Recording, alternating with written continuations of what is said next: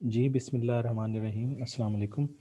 ये पिछला जो लेक्चर था वो हम लोगों ने ये लेमन ब्रदर्स तक मेरा ख़्याल है आप लोगों को बता दिया था कि किस तरीके से वो प्रॉब्लम में गया था, और मैं आपसे डिस्कशन कर रहा था फाइनेंशियल क्राइसिस के हवाले से, जो कि आया था, अमेरिका से शुरू हुआ था और पूरी दुनिया में वो फैल गया था।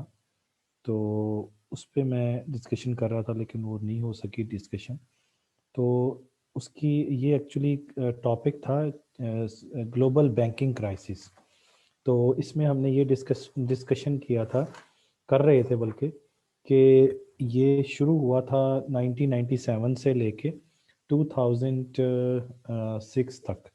तो एक्चुअली उसकी क्या वजूहात थी, क्यों ग्लोबल फाइनेंशियल क्राइसिस आया था, उसकी क्या रीज़न है, वो पहले हम डिस्कस कर लेते हैं। पहली चीज़ उसमें ये थी कि यूएसए के अंदर प्रॉपर्टी बूम आया था, प्रॉपर्टी बूम। और ये टाइम पीरियड था 1997 से लेके 2006 तक। और इस टाइम पीरियड के अंदर जो घरों की कीमतें थी वो तकरीबन, मैंने आपको पहले भी बताया था कि 124% जो है वो बढ़ गई थी।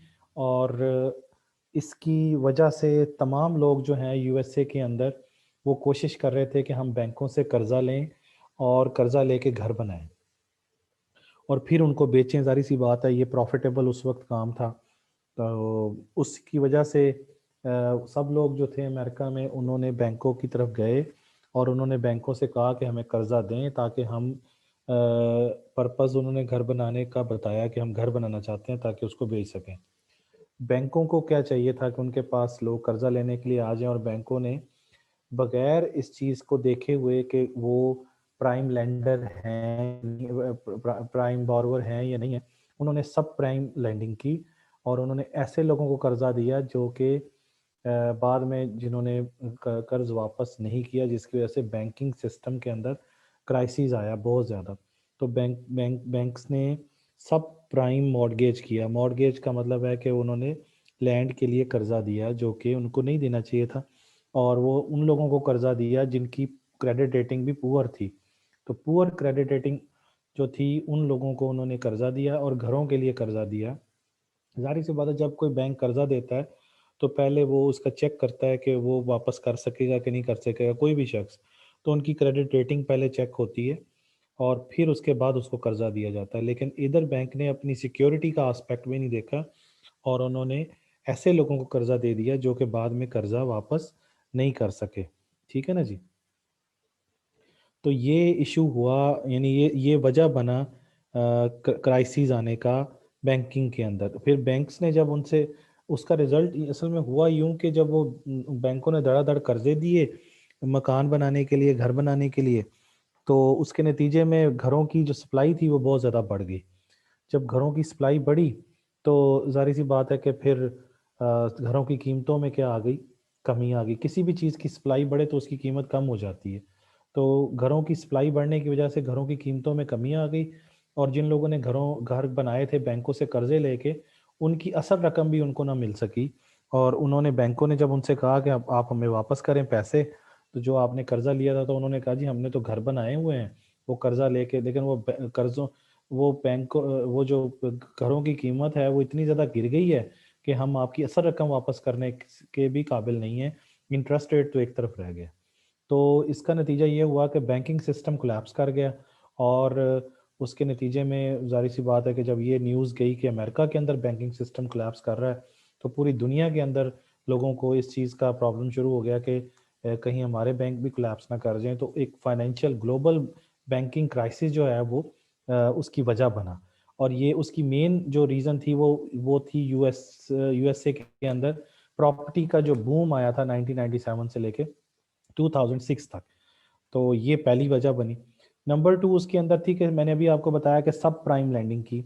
सब प्राइम का मतलब ये होता है कि प्राइम का मतलब इम्पोर्टेंट होता है, सब प्राइम का मतलब होता है कि इम्पोर्टेंट ना होना। इम्पोर्टेंट ना होना मतलब कि ऐसे लोगों को कर्जा दे देना जो जो कि बैंकों के लिए इम्पोर्टेंट ना हो।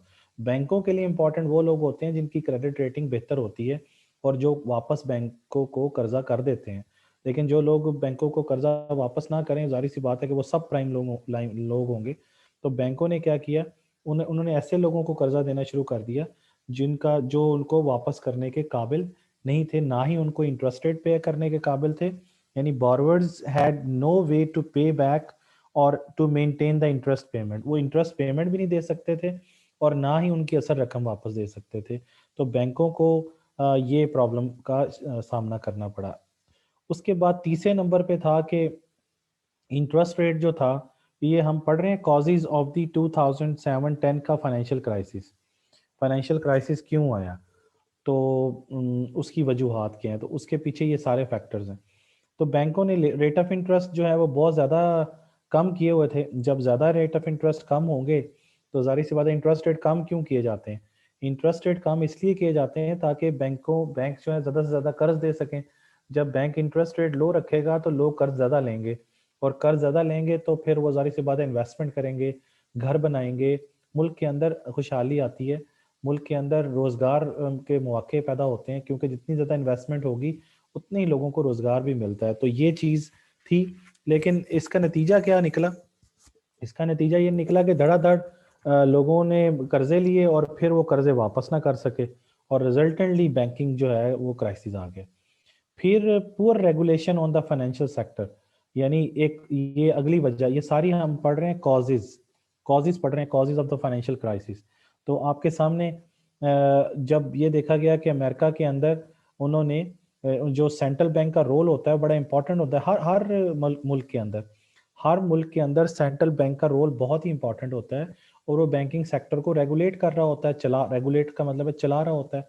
लेकिन अगर वहां पर सेंट्रल बैंक की हदायत पर अमल ना किया जाए, और सेंट्रल बैंक की हदायत means monetary policy, monetary policy पर अमल ना किया जाए, तो फिर वहां पे जाहिर सी बात है कि वो फाइनेंशियल सिस्टम कोलैप्स कर जाता है।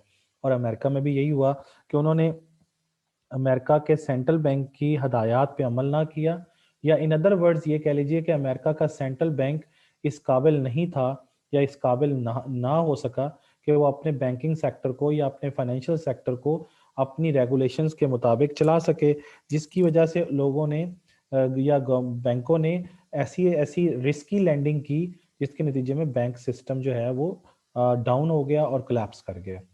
और उसके बाद अगला जो पॉइंट बना, वजह बना किसका, क्राइसिस का, वो वजह था एक्सेसिव कॉम्प्लेक्स फाइनेंशियल एसेट्स। तो एक्सेसिव फाइनेंशियल जो एसेट्स थे वो क्या थे, यानी ये इस टाइम पीरियड के अंदर बहुत सारे नए नए फाइनेंशियल एसेट्स जो हैं वो इंट्रोड्यूस हो रहे थे, जो कि पहले अमेरिका में मौजूद नहीं थे, और उनको समझना, उनकी मेच्योरिटी को समझना, उनके रिस्क को समझना, उनके रिटर्न को समझना लोगों के बस में नहीं था। तो इस वजह से भी बड़े इश्यूज पैदा हुए, और लोगों ने कोशिश की कि हम इसके अंदर इन्वेस्टमेंट करें या ना करें, तो उन्होंने उसको छोड़ के वहां पे इन्वेस्टमेंट करनी शुरू कर दी जहां पर उनको आसानी थी, जहां पर वो समझते थे कि हमें ये मुश्किल किस्म के फाइनेंशियल एसेट जो आ रहे हैं नए नए अमेरिका के अंदर, फाइनेंशियल इनोवेशन की वजह से और फाइनेंशियल डेवलपमेंट की वजह से लोग उसके ऊपर आने के लिए तैयार ही नहीं थे, और इस वजह से वो सिस्टम कोलैप्स कर गया।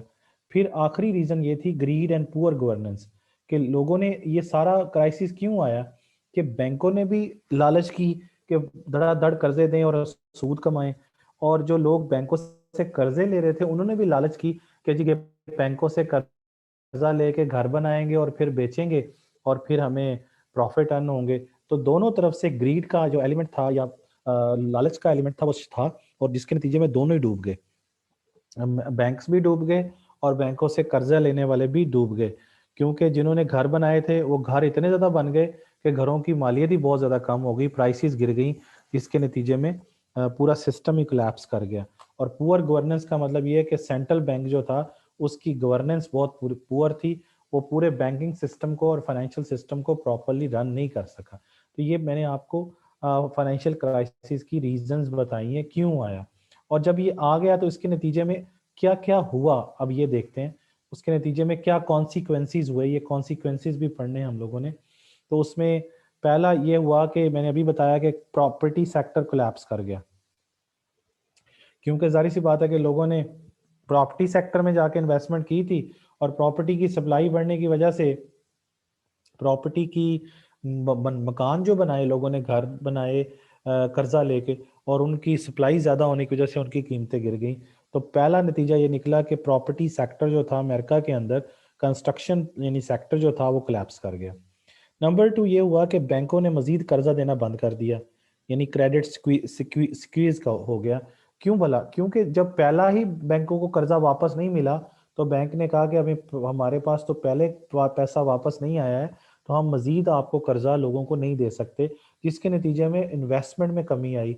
प्राइवेट सेक्टर बड़ा मुतासर हुआ उसके नतीजे में, गवर्नमेंट बहुत इफेक्ट हुई क्योंकि गवर्नमेंट भी बैंकों से कर्जा लेती है और प्राइवेट सेक्टर भी बैंकों से कर्जा लेता है, लेकिन बैंकों के पास पैसा ही नहीं था देने के लिए, जिसके नतीजे में पूरे मुल्क के अंदर इन्वेस्टमेंट में कमी आ गई, रोजगार में कमी आ गई, गुर्बत बढ़ना शुरू हो गई।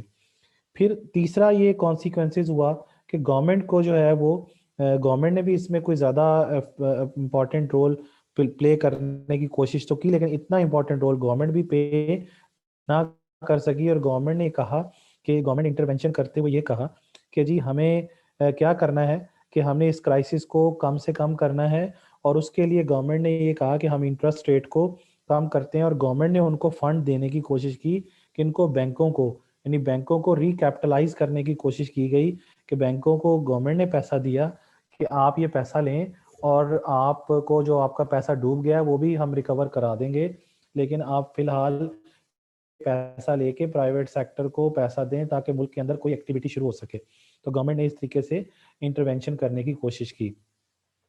उसके बाद फिर सेंट्रल बैंक भी ज़ाहिर सी बात है हरकत में आया, और सेंट्रल बैंक ने भी कोशिश किया कि जो रेगुलेशन है उनके या उनके लॉज हैं या मॉनेटरी पॉलिसी हैं उनको in true letter and spirit जो है उसके ऊपर अमल किया जा सके।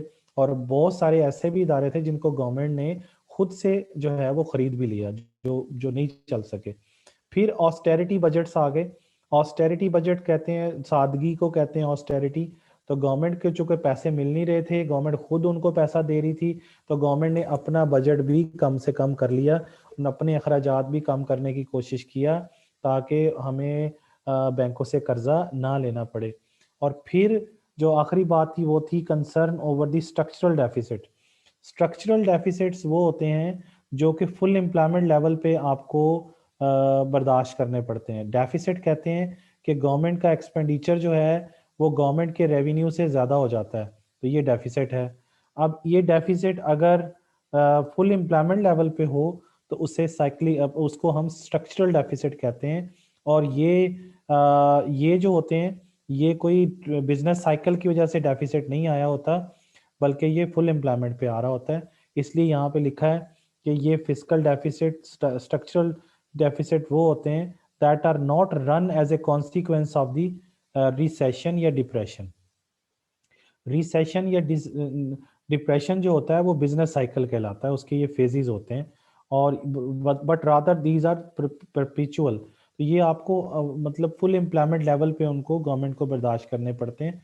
ये वो डेफिसिट होता है स्ट्रक्चरल डेफिसिट जो होता तो फुल एम्प्लॉयमेंट पे है, लेकिन उसको गवर्नमेंट को उनको मैनेजेबल करना पड़ता है। ये मजीद आगे चलकर आएगा स्ट्रक्चरल डेफिसिट, मैं मजीद इस पर भी डिस्कशन करूंगा, लेकिन फिलहाल ये समझ लीजिए कि डेफिसिट का मतलब है कि गवर्नमेंट के एक्सपेंडिचर गवर्नमेंट के रेवेन्यू से ज़्यादा हैं।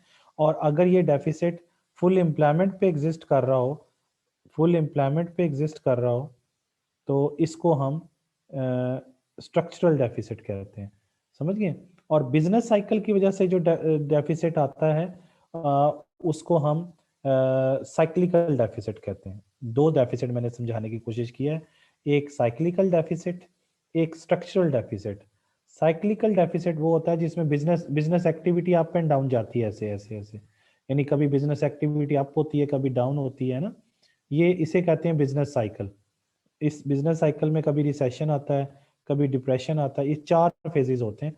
तो उन चार फेजेस की वजह से जो डेफिसिट आता है, और ख़ास तौर पर उनमें दो फेजेस, रिसेशन और डिप्रेशन। रिसेशन ये वाला हिस्सा है जिसमें इकोनॉमिक एक्टिविटी डाउन जा रही है, ये डिप्रेशन है ये वाला जिसमें बिल्कुल डाउन है, जिसमें एक्टिविटी डाउन जा रही है। इस तरह ये भी रिसेशन है, ये वाला ये रिसेशन है, और ये बिल्कुल डाउन आ जाएगी, ये डिप्रेशन है। इन दोनों में जो गवर्नमेंट को डेफिसिट बर्दाश्त करना पड़ता है उसे साइक्लिकल डेफिसिट कहते हैं, स्ट्रक्चरल नहीं कहते। लेकिन यहाँ पर जो लफ्ज लिखा हुआ है वो स्ट्रक्चरल डेफिसिट है, यानी जो फुल एम्प्लॉयमेंट लेवल पे होता है, जो इस बिजनेस साइकिल की वजह से नहीं होगा, बल्कि फुल एम्प्लॉयमेंट पे होके भी गवर्नमेंट को ज़्यादा से ज़्यादा खर्चे करने पड़ते हैं। और ये वजह क्या है? क्योंकि गवर्नमेंट के पास बैंकों के पास पैसा नहीं है, तो गवर्नमेंट को खर्चा ज़्यादा करना पड़ता है ताकि बैंकों को भी पैसा दे सके और आम लोगों को भी जॉब दे सके, ताकि मुल्क का इकॉनमी जो है वो चल सके। इसलिए ये इस ग्लोबल फाइनेंशियल क्राइसिस का या ग्लोबल बैंकिंग क्राइसिस का नतीजा ये निकला कि स्ट्रक्चरल डेफिसिट का सामना करना पड़ा गवर्नमेंट्स को। तो ये है जी पांचवा टॉपिक, ग्लोबल फाइनेंशियल क्राइसिस। ये मैंने आपको पढ़ा दिया। अब आप वापस आ जाएं जहाँ पे हम क्वेश्चन पढ़ रहे थे। दूसरा क्वेश्चन हम लोगों ने पढ़ना था ये वाला, दिस वन। यहाँ तक मैंने आप लोगों को पढ़ा दिया था, ये लेहमन ब्रदर्स तक। और इसमें भी सब प्राइम की बात हो रही थी जो मैं आपको डिस्कस कर रहा था कि इसके ये भी बैंक था अमेरिका का, लेकिन ये भी कोलैप्स कर गया। और इसकी वजह भी क्या बनी? जो कि कर्जा दिया गया और सब प्राइम लोगों को दिया गया, जो कि प्राइम प्राइम वो होते हैं जिनको जो कि वापस कर दें कर्ज, जो कि क्रेडिट रेटिंग जिनकी बेहतर हो, जिन लोगों की, आप उनको कर्जा देते हैं। सब प्राइम वो है कि उनकी क्रेडिट रेटिंग बेहतर नहीं है, फिर भी आप उनको कर्जा दे रहे हैं, तो आपने जाहिर सी बात है कि अपने पाँव पे खुद ही कुल्हाड़ी मारनी है। अच्छा जी, उसके बाद अगला जो क्वेश्चन हम लोगों ने पढ़ना है वो है यील्ड ऑन फाइनेंशियल इंस्ट्रूमेंट्स। आज कोशिश करते हैं ये दूसरा क्वेश्चन मुकम्मल कर लें। यील्ड ऑन फाइनेंशियल इंस्ट्रूमेंट्स, देखिए फाइनेंशियल इंस्ट्रूमेंट्स की बात उधर भी हुई जो मैंने अभी आपको बताई थी कि अमेरिका के अंदर जो कम्प्लेक्स किस्म के फाइनेंशियल इंस्ट्रूमेंट्स हैं। फाइनेंशियल इंस्ट्रूमेंट का क्या मतलब है? फाइनेंशियल इंस्ट्रूमेंट का जनाब मतलब ये है कि जब भी किसी एक फर्म को या किसी भी एक इदारे को या किसी गवर्नमेंट को या किसी भी एक शख्स को कर्जा लेना होता है, तो वो एक कागज़ का टुकड़ा इशू करता है जिसके ऊपर कंडीशंस लिखी होती हैं और जिसके ऊपर गवर्नमेंट की स्टैंप होती है और जिसके अंदर बारोवर और लेंडर का तय होता है, अदर कंडीशन लिखी जाती हैं, उसे फाइनेंशियल इंस्ट्रूमेंट कहते हैं। वो कागज़ का टुकड़ा यानी पीस ऑफ द पेपर जो है वो फाइनेंशियल इंस्ट्रूमेंट कहलाता है। जैसे आपने शेयर देखा हो, या आपने ट्रेजरी बिल देखा हो या ट्रेजरी बॉन्ड देखा हो, ये सारे फाइनेंशियल इंस्ट्रूमेंट्स हैं। और इन फाइनेंशियल इंस्ट्रूमेंट्स के ऊपर जारी सी बात है आपको क्या मिलता है? सूद मिलता है। इंटरेस्ट रेट के ऊपर हम बात करते हैं, तो ये चीज़ जो है वो समझने वाली है। इंटरेस्ट रेट पे इसके ऊपर आपको मिलते हैं। अब यील्ड समझते हैं कि किसे कहते हैं, यील्ड पे भी बात करते हैं। लेकिन जब भी कर्ज दिया जाता है तो उसके ऊपर जारी सी बात है इंटरेस्ट रेट लिया जाता है। क्रेडिट, क्रेडिट का मतलब है कर्ज। कर्ज की जो कीमत है वो क्या है? सूद है जो आपको पे करनी पड़ेगी। यानी इंटरेस्ट रेट की मैंने डेफिनेशन आपको बताई थी कि interest is a reward which is given due to the parting with of liquidity for a specified period of time. और दुनिया में बेशुमार इंटरेस्ट रेट हैं, जैसे कि बेस रेट है वो भी इंटरेस्ट रेट है, मॉर्गेज रेट है वो भी इंटरेस्ट रेट है, यील्ड ऑन गिलेट एज सिक्योरिटीज हैं ये भी इंटरेस्ट रेट है।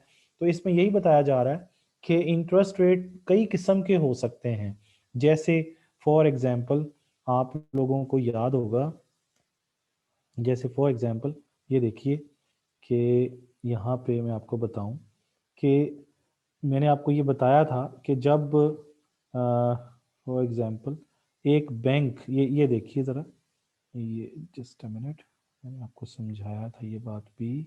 ये देखिए ये इंटरेस्ट रेट कि एक डिपॉजिट रेट होता है ना, ये समझाया था ना, डिपॉजिट रेट होता है जो कि इंटरेस्ट रेट होता है जो बैंक सेवर को पे करता है। और फिर मैंने आपको बताया था कि इन्वेस्टर जो होता है वो बैंक को पे करता है, उस इंटरेस्ट रेट को क्या कहते हैं? लेंडिंग रेट कहते हैं, या उसको एडवांसिंग रेट कहते हैं, है ना। और इसी तरीके से मैंने बताया था कि लेंडिंग रेट और डिपॉजिट रेट का जो डिफरेंस होता है उसे इंटरेस्ट रेट स्प्रेड कहते हैं।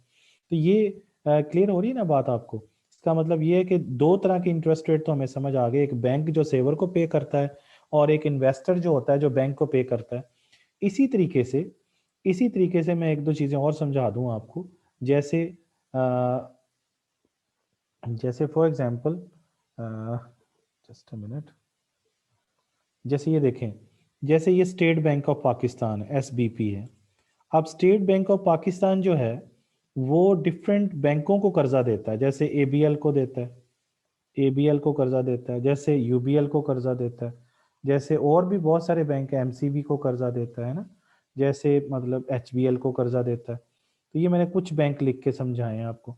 तो जिस इंटरेस्ट रेट पर स्टेट बैंक या सेंट्रल बैंक किसी भी मुल्क का जिस इंटरेस्ट रेट पर उनको कर्जा देता है उसे हम बैंक रेट कहते हैं। बैंक रेट, ये शायद मैंने पहले भी आपको समझाया था। इसको बेस रेट भी कह सकते हैं, बैंक बेस रेट। तो अब जब बैंक रेट जो है वो बढ़ेगा, ये सारे क्या कहलाएंगे? Bank rate. ये सारे जिस पर सेंट्रल बैंक इन तमाम बैंकों को क्या देता है? कर्जे देता है। तो अगर बैंक रेट ज्यादा होगा, अगर ये देखें ना, ये फिर क्या करते हैं? ये सारे बैंक्स जो हैं ये किन को कर्जा देते हैं?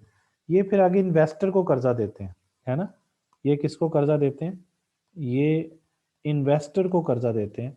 और ABL फॉर एग्जांपल 5% पे लेके आगे 10% पे दे देता है, ये क्या होगा? ये लैंडिंग रेट होगा।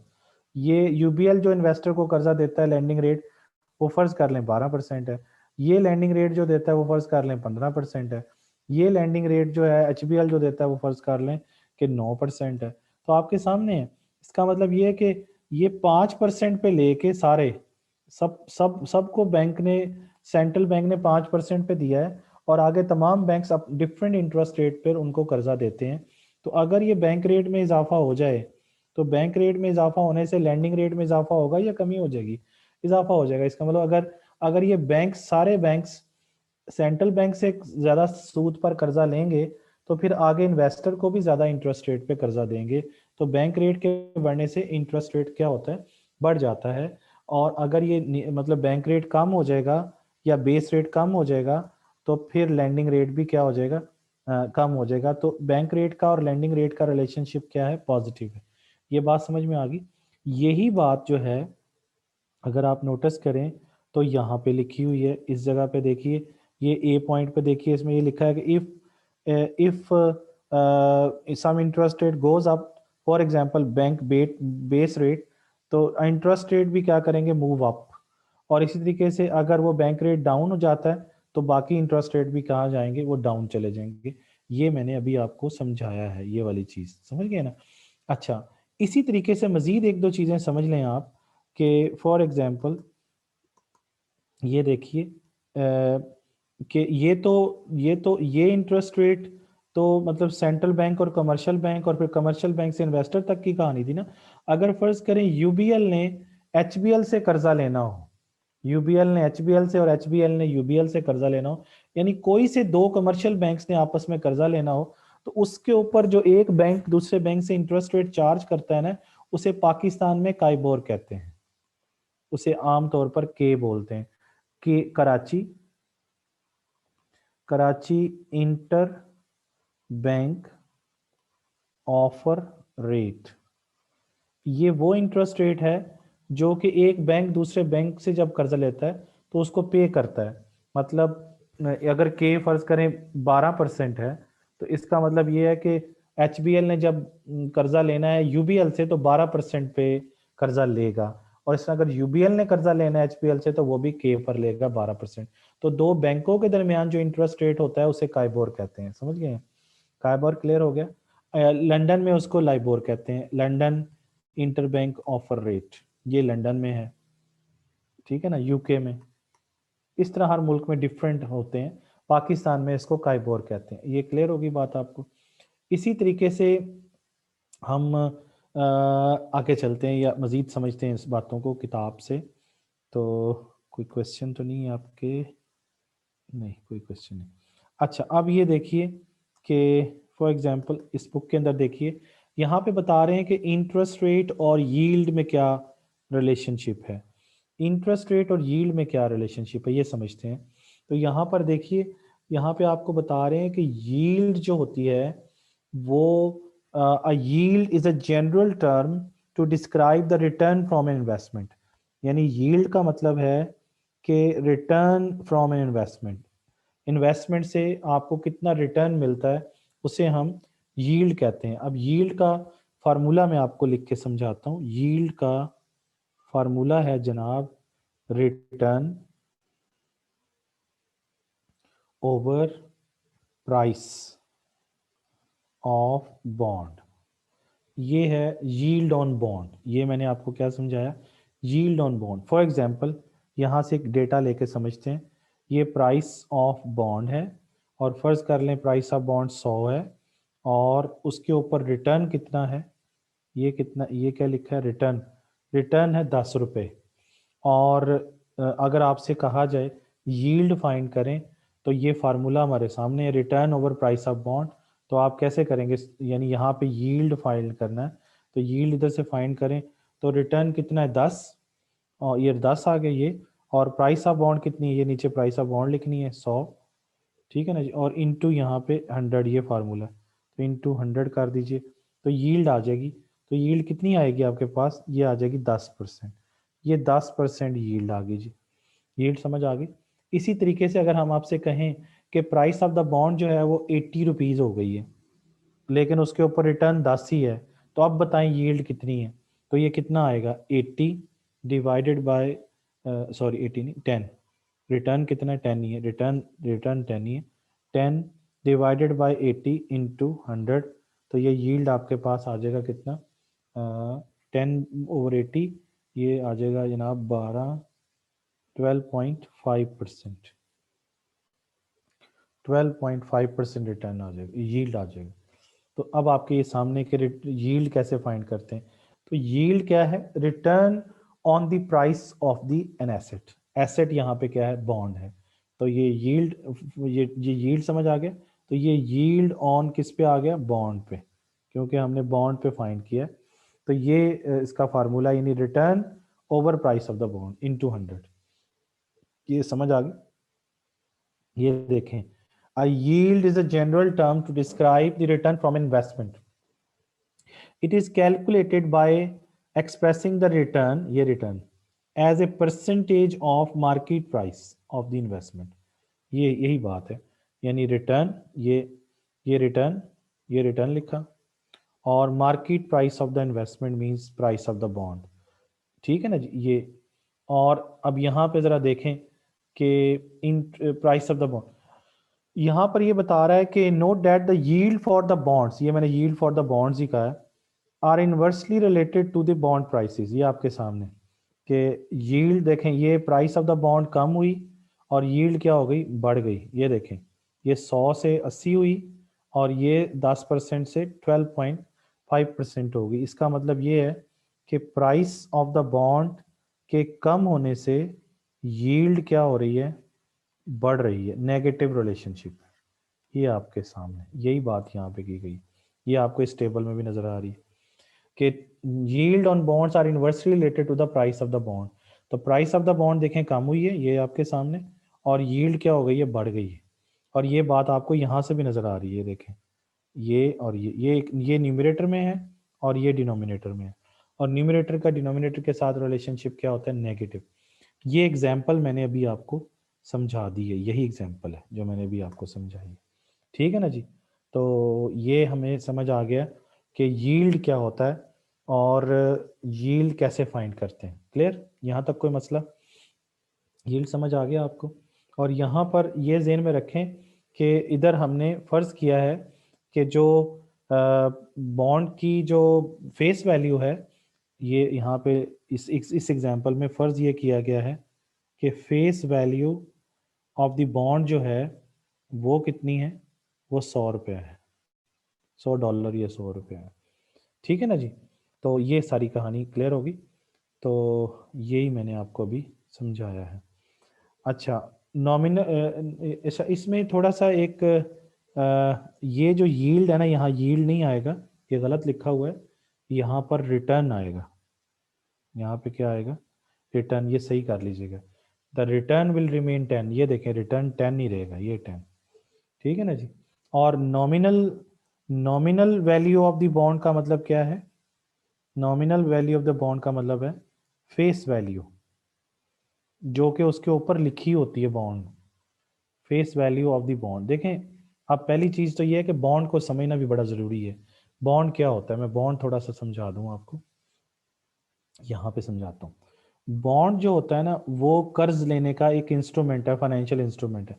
ये बॉन्ड होता है इस तरीके से, यहाँ पर पहले कंपनी का नाम लिखा होता है, फॉर एग्जांपल एबीसी कंपनी, और यहाँ पे लिखा होता है फेस वैल्यू, यानी जितने मालियत का कोई कंपनी कर्जा लेना चाहती है, फर्ज करें $100, तो ये $100 का अब एबीसी कंपनी को कर्जा चाहिए, तो उन्होंने ये बॉन्ड इशू किया है, और उसके ऊपर इंटरेस्ट रेट वो बता देते हैं, फॉर एग्जांपल वो बताते हैं जी 10% पर एनम, पर एनम, और इसकी मेच्योरिटी भी बता देते हैं कि कितने साल का है, फॉर एग्जांपल वो कहते हैं 5 years।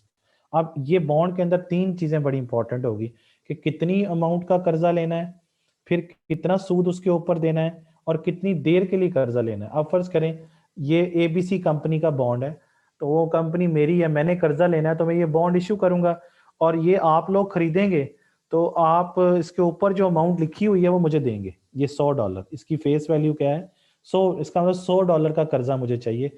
इसको फेस वैल्यू भी कहते हैं, इसको क्या बोलते हैं, फेस वैल्यू, जो कि उसके ऊपर लिखी हुई है, या नॉमिनल वैल्यू, या इसको पार वैल्यू कहते हैं, एक ही चीज है ये तीनों बातें, which is stated on the bond.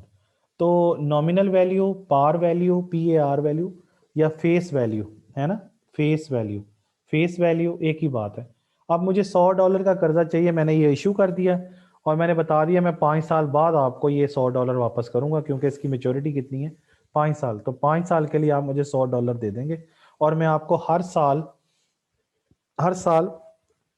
10% इसके ऊपर सूद दूंगा, interest rate per annum 10%। 10% of what, 10% of $100, तो 10% ऑफ $100 जितनी भी अमाउंट बनेगी वो $10 बनेंगे, तो $10 हर साल देता जाऊंगा। पहले साल $10 दूंगा, दूसरे साल $10 दूंगा सूद, तीसरे साल $10 दूंगा, चौथे साल $10 दूंगा, पांचवें साल $10 भी दूंगा, और $100 भी वापस करूंगा, असल रकम भी वापस करूंगा। तो पांचवें साल दो दो चीजें, दो रकम वापस करूंगा, उस साल का सूद, और उसके बाद उस साल उस असल रकम भी वापस करूंगा।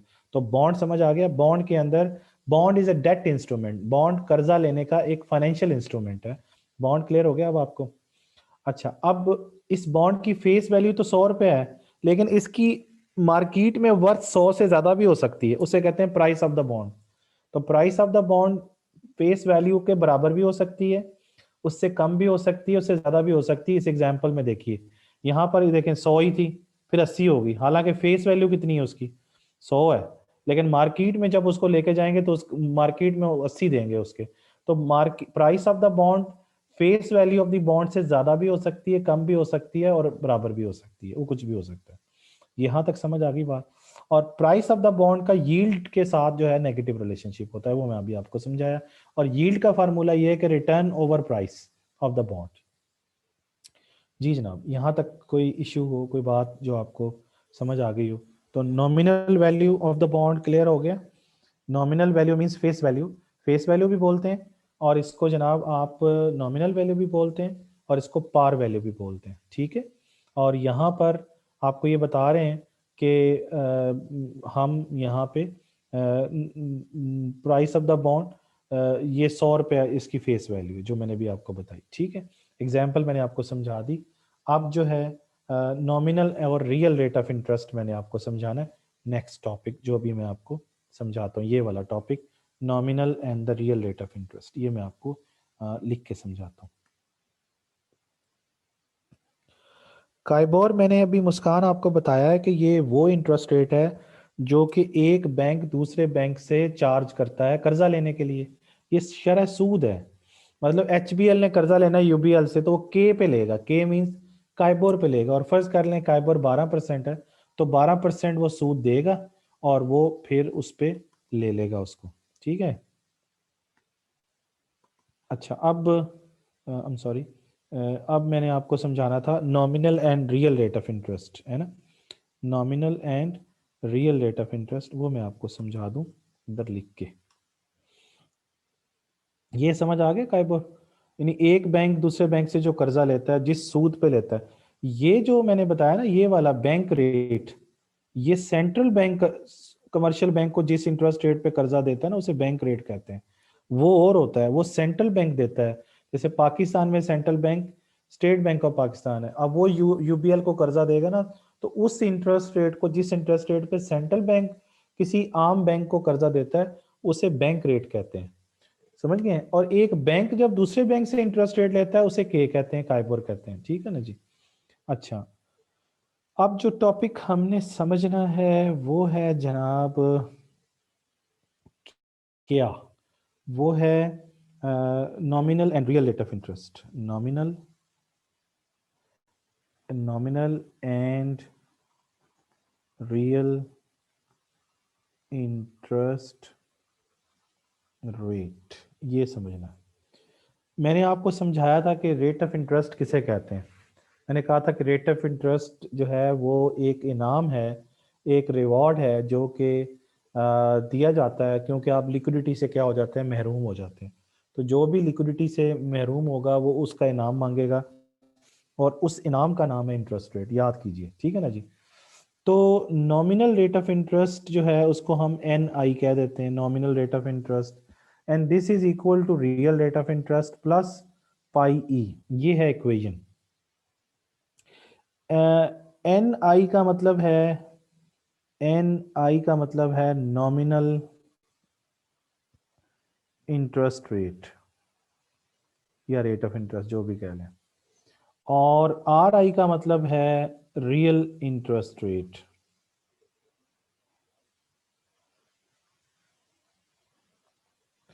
और पाई ई का मतलब है, ई का मतलब है एक्सपेक्टेड, यानी फ्यूचर में जो होता है, एक्सपेक्टेड और फ्यूचर कह लीजिए। और पाई का मतलब है इन्फ्लेशन रेट। वैसे पाई हम माइक्रो इकोनॉमिक्स में कहते हैं प्रॉफिट के लिए यूज करते हैं, लेकिन इधर मैक्रो में या इस सवाल के अंदर पाई का मतलब है इन्फ्लेशन रेट। तो ये इन्फ्लेशन रेट है। अब ये समझें बात, इसका मतलब ये है कि नॉमिनल इंटरेस्ट रेट या इंटरेस्ट रेट एक ही बात है। आम तौर पर कहते हैं ना इंटरेस्ट रेट, तो इंटरेस्ट रेट कह लीजिए या नॉमिनल इंटरेस्ट रेट कह लीजिए, वो एक ही बात है। इंटरेस्ट रेट या नॉमिनल इंटरेस्ट रेट एक ही बात होती है। लेकिन नॉमिनल इंटरेस्ट रेट जो है उसके दो हिस्से हैं, एक को हम रियल रेट ऑफ इंटरेस्ट या रियल इंटरेस्ट रेट कहते हैं, और दूसरा एक्सपेक्टेड इन्फ्लेशन रेट कहते हैं। ये बात समझिए, वो इस तरीके से कि जब मैं किसी को कर्जा देता हूं, मैं अपनी बात कर रहा हूं, तो मैं फर्ज कीजिए मैंने मोहम्मद अली को 1 लाख रुपए दे दिया एक महीने के लिए, 1 लाख रुपए दे दिया एक महीने के लिए, तो मुझे क्या नुकसान हुआ? मुझे दो नुकसान हो सकते हैं, दो नुकसान हैं। पहला नुकसान ये है कि मैं एक महीने के लिए मेरे पास 1 लाख रुपए नहीं रहेगा, तो मेरे पास लिक्विडिटी नहीं है, तो मुझे लिक्विडिटी से महरूमी का सामना करना पड़ गया 1 लाख रुपए की, उसका मुझे इनाम चाहिए। तो लिक्विडिटी ना, मैंने अपनी लिक्विडिटी किसी और बंदे को दे दी, मोहम्मद अली को दे दी कि ये लें जनाब आप इस्तेमाल कर लें 1 लाख रुपया, उससे बिछड़ने का मुझे इनाम चाहिए, और उसका नाम है आर आई यानी रियल रेट ऑफ इंटरेस्ट। और ये किस चीज को शो कर रहा है? ये मेरी लिक्विडिटी कंपनसेशन है। ये क्या है? लिक्विडिटी कंपनसेशन है, यानी मुझे लिक्विडिटी के हवाले से मुझे कंपनसेशन मिल रही है या तलाफी हो रही है मेरी, कि ये लें जी आपको लिक्विडिटी से बिछड़ने का इनाम मिल गया आपको।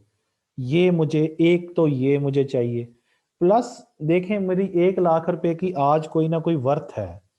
वो वर्थ किस शक्ल में है? वो गुड्स एंड सर्विसेज की शक्ल में है, जो मुझे आज मैं चाहूँ तो खरीद सकता था, लेकिन मैंने अहमद अली को दे दिया 1 लाख रुपया। तो 1 लाख रुपया जब वो मुझे महीने बाद वापस करेगा, तो आपका क्या ख्याल है, अगर कीमतें बढ़ गई हुई तो मेरी उस 1 लाख रुपए की वैल्यू वो तो नहीं रहेगी जो आज है? वैल्यू मतलब कि उसकी परचेजिंग पावर वो तो नहीं रहेगी, या वैल्यू ऑफ मनी वो तो नहीं रहेगी जो आज है। कीमतें ज्यादा होने की वजह से वो मुझे 1 लाख रुपए अगर दे रहा है, वापस 1 लाख ही दे रहा है, तो मुझे 1 लाख की उतनी चीजें जितनी आज आती हैं वो एक महीने बाद उतनी नहीं आएंगी, बल्कि कम आएंगी। यानी इस उसके ऊपर के आने वाले दिनों में महंगाई ज़्यादा हो जाएगी, इन्फ्लेशन जो है वो हो जाएगा, इन्फ्लेशन रेट बढ़ जाएगा और एक्सपेक्टेडली ये है कि वो बढ़ जाएगा, तो मुझे उसकी भी कॉम्पनसेशन चाहिए। तो दूसरी कॉम्पनसेशन क्या है? दूसरी कॉम्पनसेशन है इन्फ्लेशनरी कॉम्पनसेशन। इसका मतलब ये है कि मुझे ये जो नॉमिनल रेट ऑफ इंटरेस्ट है ये एक्चुअली क्या शो कर रही है, ये मुझे टोटल कंपनसेशन शो कर रहा है, जो टोटल मुझे पैसे मिलेंगे। एक मुझे लिक्विडिटी देने का इनाम मिलेगा, वो आ रही है, और एक मेरी जो वैल्यू ऑफ मनी कम होएगी उसका भी मुझे वैल्यू चाहिए, उसकी भी मुझे तलाफी चाहिए, तो उसका भी मुझे इनाम चाहिए, वो मुझे मिलेगा। दोनों जमा करके मुझे जो टोटल मिलेगा वो नॉमिनल रेट ऑफ इंटरेस्ट होगा, जिसे मैं टोटल कंपनसेशन कहूंगा। अब जरा समझ लीजिए, जैसे मैं 1 लाख रुपए देता हूं, तो मैं कहता हूं जनाब मुझे उसके ऊपर 10% जो है वो सूद दें, यानी रियल रेट ऑफ इंटरेस्ट दें। प्लस मैं कहता हूं, मैं फर्ज कर रहा हूं कि 2% कीमतें बढ़ जाएंगी महीने बाद, तो 2% मेरी मेरी मनी की वैल्यू गिर जाएगी, मुझे वो भी दें, तो 2% ये हो गया। अब टोटल जो पैसा बना है वो 12% बना है, तो 12% टोटल शरह सूद बनेगा, जिसे हम इंटरेस्ट रेट कहेंगे या हम नॉमिनल रेट ऑफ इंटरेस्ट कहेंगे। इसका मतलब नॉमिनल रेट ऑफ इंटरेस्ट के दो अज्जा होते हैं, एक आपको लिक्विडिटी से बिछड़ने का इनाम मिलता है जिसे लिक्विडिटी कंपनसेशन कहते हैं, और एक इन्फ्लेशनरी कंपनसेशन मिलती है जो कि फर्ज कर लिया 2% है, फर्ज कर लिया, तो टोटल मैंने मुझे जो मोहम्मद अली पे करेगा 1 लाख रुपए के ऊपर, वो 12% इंटरेस्ट पे करेगा, जिसे नॉमिनल इंटरेस्ट रेट कहते हैं। समझ आ गई बात? अब फर्ज करें कि अगर ये कहता है मोहम्मद अली कि अगर फर्ज मोहम्मद अली मेरे से सियाना हो और वो मुझे कहे कि जनाब 10% तो आपको लिक्विडिटी का मैं रिवॉर्ड देता हूँ, लेकिन अगर अगर कीमतें ना बढ़ी, कीमतें यही रहीं, तो फिर तो मैं नहीं दूंगा, मैं कहूँगा ठीक है फिर नहीं, फिर आप ना देना। और फर्ज करें कीमतें नहीं चेंज होती, वही रहती हैं, इन्फ्लेशन 0% होता है, 0% का मतलब कीमतें जीरो नहीं है, इसका मतलब है कि इन्फ्लेशन में इजाफा या कमी नहीं हुई, 0% ही हुई, तो उस सूरत में नॉमिनल रेट ऑफ इंटरेस्ट भी 10% होगा, और उस सूरत में नॉमिनल रेट ऑफ इंटरेस्ट और रियल रेट ऑफ इंटरेस्ट में कोई फर्क नहीं रहेगा, दोनों सेम आएंगे आपके सामने। ये देखें 10% ही रियल रेट ऑफ इंटरेस्ट है और 10% ही नॉमिनल रेट ऑफ इंटरेस्ट है। इसका मतलब ये है कि अगर एक्सपेक्टेड इन्फ्लेशन रेट 0% हो तो फिर नॉमिनल रेट ऑफ इंटरेस्ट और real rate of interest same होते हैं। बात समझ आ गई?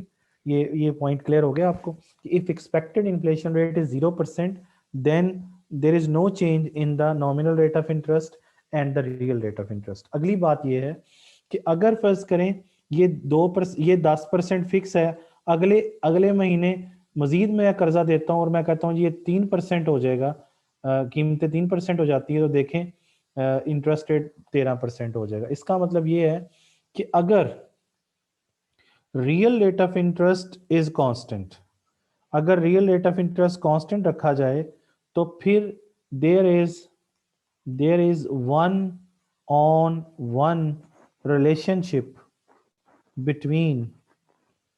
between expected inflation rate and nominal rate of interest. ये वाला बात समझ आई? कैसे कि अगर real rate of interest constant है, ये देखें ये कांस्टेंट है 10% 10%, तो जितने परसेंट इसमें इजाफा होगा उतने परसेंट ही इसमें इजाफा होगा। देखें इधर 2 से 3% 1% इजाफा हुआ है, इधर से 12 से 13% में भी इसमें भी 1% इजाफा हुआ है। इसका मतलब ये है कि there is one on one relationship between expected inflation rate and nominal rate of interest. आपके सामने कि इस पूरे जुमले का मतलब ये है कि अगर real rate of interest same रहे तो जितने percent real rate of interest में इजाफा होगा, ये क्या है, ये आपका रियल रेट ऑफ इंटरेस्ट है, और ये क्या है, ये एक्सपेक्टेड इन्फ्लेशन रेट है, ये क्या है, ये नॉमिनल रेट ऑफ इंटरेस्ट है। तो ये देखें ये 1% इजाफा हुआ है, तो इसमें भी 1% इजाफा हुआ है, लेकिन शर्त यह है कि इसमें कोई तब्दीली ना आए, real rate of interest same रहे। तो दो बातें समझा दी, एक ये वाली और एक ये वाली, ये दोनों समझ आ गई। और इस चीज को ये वाली लिखी है, इस चीज को हम कहते हैं फिशर इफेक्ट। इसे क्या कहते हैं? Fisher effect. फिशर इकोनॉमिस्ट का नाम है, FISHER, फिशर इफेक्ट, ठीक है ना जी। तो फिशर इकोनॉमिस्ट का नाम है, ये मैंने अभी आपको समझा दिया।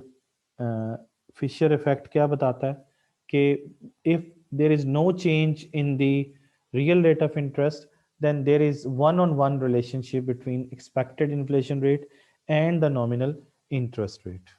जी जनाब, यहाँ तक मेरा ख्याल है कि आपको बात समझ में आ चुकी होगी। मज़ीद इसको आप खुद पढ़ने की कोशिश कीजिएगा, मैंने आपको यहाँ तक समझा दिया है, तो इसमें कोई मुश्किल चीज़ नहीं है। अच्छा जी, अब इसके बाद नेक्स्ट जो टॉपिक है वो हम पढ़ने की कोशिश करते हैं, वो क्या है। लेकिन आपका कोई क्वेश्चन तो नहीं है?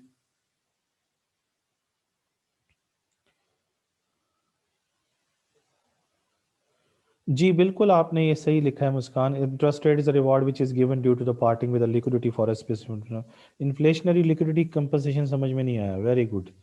क्यों नहीं समझ में आया जनाब? ये भी मैंने आपको समझाया कि इंटरेस्ट रेट की बुनियाद दो चीज़ें हैं। एक, आपको दो किस्म के लॉसेस होते हैं जब आप अपना पैसा किसी को देते हैं, तो आपको दो तरह के लॉसेस होते हैं। एक जो आपको लॉस होता है वो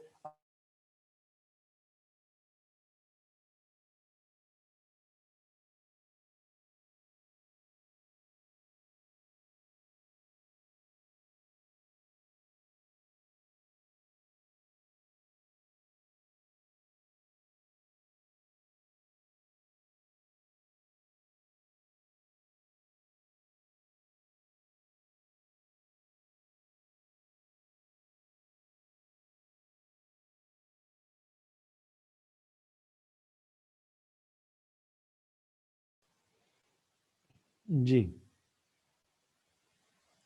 जी, आवाज़ आ रही है आपको? अच्छा, तो मैं बता रहा था आपको, ये देखिए कि यहाँ पे आप कह रहे हैं कि जी हमें ये समझ नहीं आ रहा। ये आपको बताया गया है कि नॉमिनल रेट ऑफ इंटरेस्ट या सूद कैसे बनता है। तो उसके दो अज्जा हैं। एक, आपको जब आप पैसा किसी को देते हैं, आप खुद सोचें, आपको पैसा देंगे तो आपको क्या लॉस हो सकते हैं। एक तो मैंने पैसा दे दिया, मुझे इसका नुकसान हुआ। दूसरा, मेरे पैसे की वैल्यू गिर सकती है। दो लॉस हो सकते हैं ना मुझे। एक, मैंने पैसा दे दिया उसका लॉस, एक मेरे पैसे की वैल्यू गिर गई वो लॉस। तो दोनों लॉसेस मुझे रिकवर करने हैं कि नहीं करने हैं? करने हैं ना। तो वो जो दोनों लॉसेस आपने रिकवर करने हैं वो आपके सामने। एक, मुझे लिक्विडिटी की कंपनसेशन चाहिए, जो पैसा दिया वो मुझे इनाम चाहिए। फिर एक, मेरी करेंसी की वैल्यू अगर गिर गई उसका भी लॉस मुझे होगा। तो दोनों लॉसेस जमा करके टोटल मेरा इंटरेस्ट रेट बनता है, जिसको नॉमिनल इंटरेस्ट रेट कहते हैं। तो नॉमिनल रेट ऑफ इंटरेस्ट के कितने अज्जा हैं आपके सामने? दो अज्जा हैं। एक एक जो है वो आपके सामने रियल रेट ऑफ इंटरेस्ट है, जो लिक्विडिटी कंपनसेशन को शो कर रहा है, और दूसरा जो है वो एक्सपेक्टेड इन्फ्लेशन रेट है। ये एक्सपेक्टेड है, अगर कीमतें ना बढ़ी तो फिर आपको इन्फ्लेशनरी कंपनसेशन की जरूरत नहीं पेश आती। ठीक है ना जी। और इससे मजीद ये देखें कि इसी इक्वेशन से आप रियल रेट ऑफ इंटरेस्ट भी फाइंड कर सकते हैं। तो रियल रेट ऑफ इंटरेस्ट क्या होगा? Nominal rate of interest minus expected inflation rate. ये भी आना चाहिए, ऐसे ही है ना, क्योंकि real rate of interest find करना है तो ये जाके उधर माइनस हो जाएगा। वो भी आप फाइंड कर सकते हैं। और रियल रेट ऑफ इंटरेस्ट आपको सिर्फ लिक्विडिटी कंपनसेशन बताएगा, क्योंकि उसमें से आप इन्फ्लेशनरी कंपनसेशन क्या कर रहे हैं? माइनस कर रहे हैं। आप जब भी किसी को पैसा देते हैं, ये समझ लीजिए कि आपको दो लॉस होते हैं। एक, आपको लिक्विडिटी देने का लॉस, और उस लिक्विडिटी की वैल्यू गिरने का लॉस। ये दोनों लॉसेस कवर करें तो आपका नॉमिनल इंटरेस्ट रेट बनता है। ठीक है ना जी। और फिर मजीद ये मैंने आपको बता दिया कि अगर एक्सपेक्टेड इन्फ्लेशन रेट 0% हो तो फिर आपको, इसका मतलब यह है कि इन्फ्लेशनरी कंपनसेशन की जरूरत नहीं है। तो फिर जो आपका रियल रेट ऑफ इंटरेस्ट है वही नॉमिनल रेट ऑफ इंटरेस्ट है, ये वाली बात। और अगली बात ये कि जितने percent nominal rate of expected inflation rate बढ़ेगा, उतने percent he nominal rate of interest बढ़ेगा। यहाँ देखें 1% बढ़ा है, 2 से 3%, ये 12 से 13%, तो उतने परसेंट ये बढ़ेगा। ये इस चीज को फिशर इफेक्ट कहते हैं। लेकिन उसके लिए शर्त ये है कि रियल रेट ऑफ इंटरेस्ट के अंदर तब्दीली ना आए। तो रियल रेट ऑफ इंटरेस्ट अगर कांस्टेंट रखा जाए तो फिर जितने परसेंट एक्सपेक्टेड इन्फ्लेशन रेट में इजाफा होगा, उतने percent he nominal rate of interest में इजाफा होगा। या जितने परसेंट एक्सपेक्टेड इन्फ्लेशन रेट में कमी होगी उतने percent he nominal rate of interest में कमी होगी। ये है जी नॉमिनल और रियल रेट ऑफ इंटरेस्ट की स्टोरी। अच्छा, इसके बाद जो नेक्स्ट बात है वो जो समझने वाली है वो है हमारे पास ये बुक से देखते हैं। ये मैंने आपको नॉमिनल रेट ऑफ इंटरेस्ट और रियल रेट ऑफ इंटरेस्ट समझा दिया। रियल रेट ऑफ इंटरेस्ट को एडजस्टेड इन्फ्लेशन रेट भी कहते हैं। ये ज़रा वहाँ पे लिख देते हैं। रियल रेट ऑफ इंटरेस्ट को रियल रेट ऑफ इंटरेस्ट को ये जो आपके पास है ये देखिए, ये रियल रेट ऑफ इंटरेस्ट है। इसको हम एडजस्टेड इन्फ्लेशन रेट भी सॉरी एडजस्टेड इंटरेस्ट रेट भी कहते हैं। यानी ऐसा इंटरेस्ट रेट जो इन्फ्लेशन से एडजस्ट होके आया, यानी इन्फ्लेशन माइनस करके आया। और ये जो नॉमिनल रेट ऑफ इंटरेस्ट होता है ना, ये आपका इसके अंदर इन्फ्लेशन शामिल होता है, इसलिए नॉमिनल रेट ऑफ इंटरेस्ट को अनएडजस्टेड इंटरेस्ट रेट भी कहते हैं। अनएडजस्टेड इंटरेस्ट रेट भी कहते हैं किसको भला? नॉमिनल रेट ऑफ इंटरेस्ट को, क्योंकि जिसमें इन्फ्लेशन रेट जमा होके आएगा वो अनएडजस्टेड होगा, जिसमें से इन्फ्लेशन रेट माइनस होके आएगा वो आपका एडजस्टेड इन्फ्लेशन रेट कहलाएगा। ठीक हो गया जी। अच्छा, अब ज़रा आगे चलिए।